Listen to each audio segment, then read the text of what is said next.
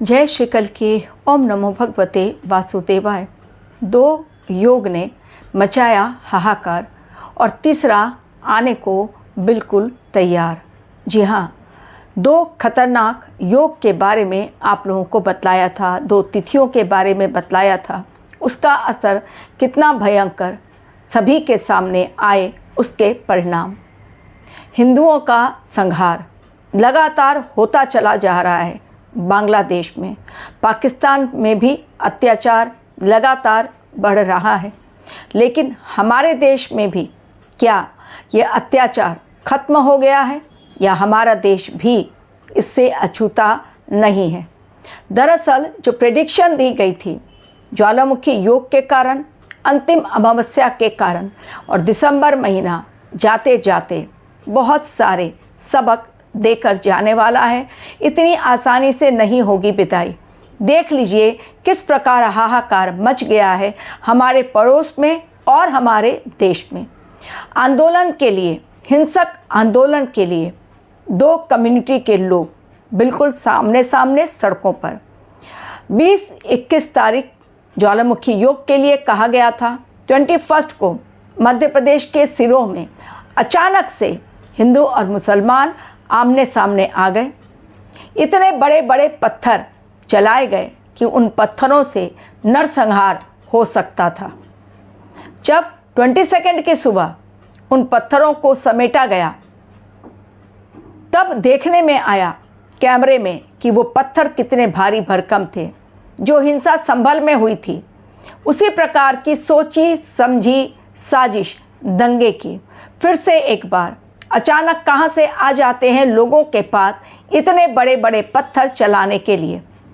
अचानक से दंगा भड़का, एक छोटी सी बात पर वाद विवाद हुआ और लोगों ने पत्थर चलाने शुरू किए। और वो पत्थर नहीं, उनको पत्थर नहीं कहा जा सकता, बड़े बड़े ईंट जो उन्होंने चलाए, फेंके एक दूसरे पर। यानी संहार करने के लिए, हिंदुओं के लिए हमारा देश भी कहीं ना कहीं जिम्मेदार है। क्यों नहीं ले रहे हैं एक्शन हमारी सरकार?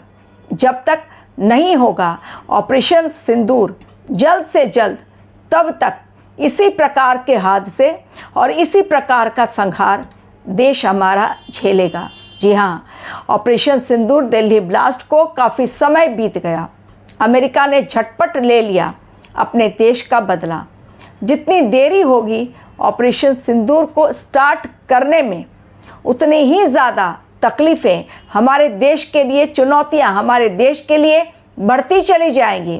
कारण दुश्मनों के साहस, हौसले और अधिक बुलंदी पर जा रहे हैं। जितनी जल्दी सरकार आदेश देगी, हमारी सेना बिल्कुल तैयार बैठी है, केवल एक आदेश का इंतज़ार। तो अब कुछ घंटों पश्चात आ रहा है वो खतरनाक योग जो मचाएगा और हाहाकार। इस समय आप लोगों ने देख लिया कि अचानक से जीत के जश्न में पुणे में एक ऐसा भयानक हादसा हो गया अग्नि के द्वारा कि लोग झुलस गए, 15-16 लोग झुलस गए।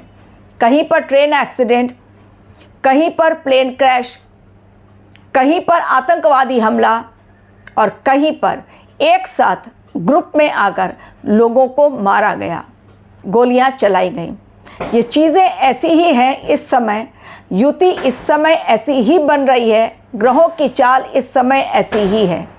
जितनी जल्दी हमारा देश एक्शन लेगा, उतनी जल्दी हमारे देश का नुकसान होने से बच जाएगा। लेकिन यदि एक्शन लेने में, क्योंकि मंगल की महादशा है और मंगल की महादशा कभी भी शांत नहीं रहती है, एक्शन लेना पड़ता है। शांति प्रिय ढंग से मंगल देव कभी काम करते ही नहीं हैं। शनि देव हैं जो शनै शनै चलते हैं। तो इस समय जो हालात बने हुए हैं वो और बिगड़ेंगे 27 दिसंबर से। कारण 27 दिसंबर को षडाष्टक योग बन रहा है। षडाष्टक योग बन रहा है वो राहु केतु के बीच नहीं, शनि मंगल के बीच नहीं, बल्कि इस बार अलग, यानी बुध देव और गुरुदेव के बीच। षडाष्टक योग कब बनता है? जब षडाष्टक 2 ग्रह 6ठे और 8वें ग्रह में कुंडली में भाव में बैठे हों, छठे आठवें भाव में, या फिर 150 डिग्री पर वो स्थापित हों। तो ये 150 डिग्री पर रहेंगे गुरुदेव मिथुन राशि में और बुधदेव धनु राशि में, लेकिन उनके बीच का जो डिस्टेंस रहेगा वो 150 डिग्री रहेगा। इस कारण षडाष्टक योग बन रहा है और ये षडाष्टक योग डेफिनेटली चीज़ें बिल्कुल सही नहीं दिखलाई पड़ रही हैं। चुनौतियाँ पूरे विश्व के लिए बहुत ज़्यादा, लेकिन हमारे देश को भी इन चुनौतियों से गुजरना पड़ेगा।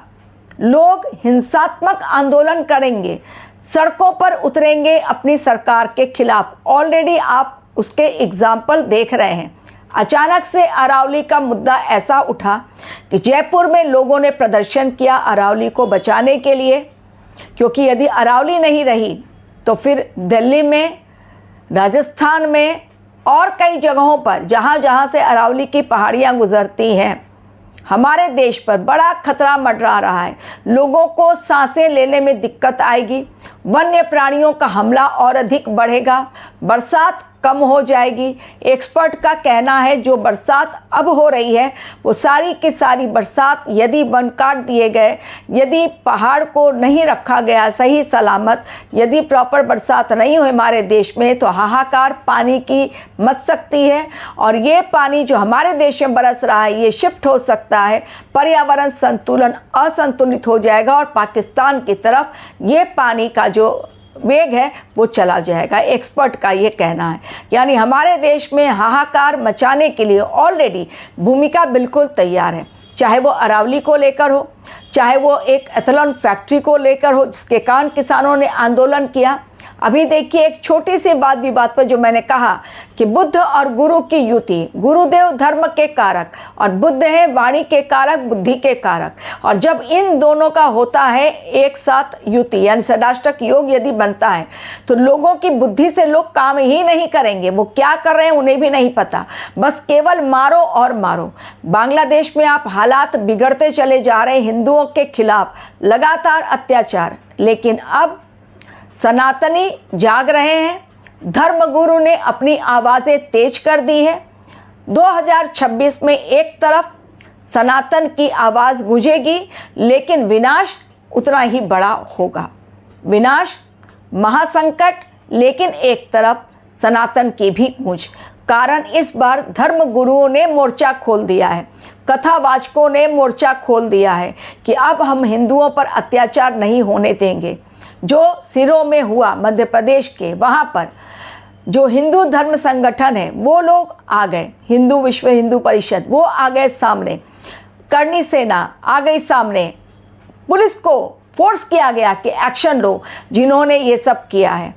अब सभी लोगों की एक ही डिमांड, जो बुलडोज़र बाबा कर रहे हैं यूपी में, एमपी में भी सरकार को बुलडोज़र का यूज़ करना चाहिए, तभी वहाँ पर क्राइम खत्म किया जा सकता है। तो 27 दिसंबर षडाष्टक योग दे रहा है फिर से खतरनाक संकेत, यानी दिसंबर का लास्ट 3-4 डेज और अधिक उत्पात मचेगा। हिंदुओं के संहार की और खबरें आएंगी, ऑलरेडी बांग्लादेश से आ रहा है, एक के पश्चात एक। पहली खबर, एक युवक को पीट पीट कर मार डाला गया, शव को जलाया गया, लटकाया गया, बर्बरता की गई।